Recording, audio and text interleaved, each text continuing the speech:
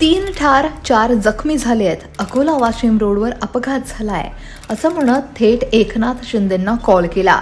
उपमुख्यमंत्र्यांनी सगळी यंत्रणा हलवली, पण घटनास्थळावर पोहोचताच जे सत्य समोर आलं ते जाणून तुम्ही सुद्धा हैराण व्हाल.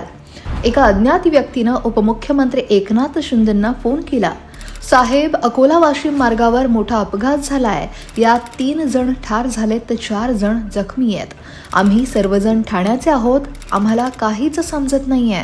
कृपया तुम्ही आम्हाला मदत करा, असं त्यानं फोनवरून सांगितलं. उपमुख्यमंत्री एकनाथ शिंदेंची राजकारणापलीकडची ओळख म्हणजे आरोग्य सेवकाची. राज्यभरातून रुग्ण आणि रुग्णांचे नातेवाईक हे मोठ्या अपेक्षेनं त्यांना मदतीसाठी फोन करतात. मात्र या अपघाताची चौकशी केली असता वेगळंच वास्तव हे समोर आलं.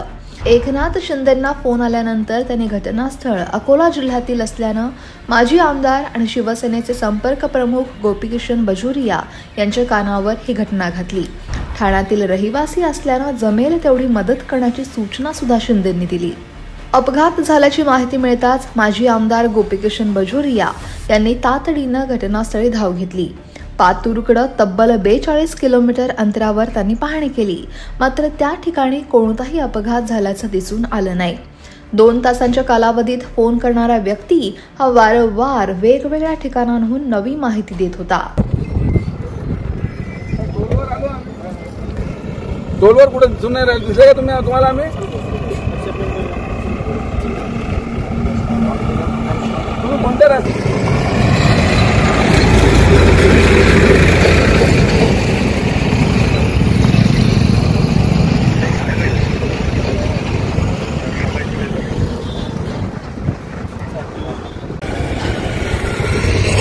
फेटवाला आहे. मग तो आम्हालाही तिथे बनवून राहिला. तो आम्ही त्याला इतकंच नाही तर त्याने फोन पेद्वारे पैसेही मागितले.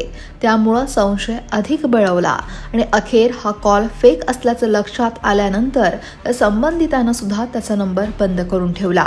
सूत्रांच्या माहितीनुसार फोन बंद करणाऱ्या व्यक्तीनं आपलं नाव प्रमोद फसाले असं सांगितलं होतं.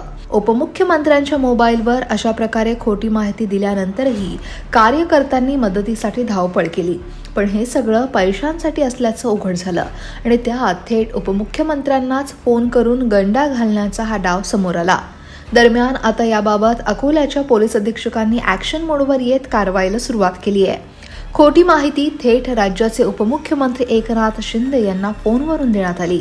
याच माहितीवरून उपमुख्यमंत्री कार्यालयातून अकोल्याचे संपर्क प्रमुख माजी आमदार गोपीकिशन बाजोरिया यांना ही माहिती दिली. ते अपघातस्थळी पोहोचले.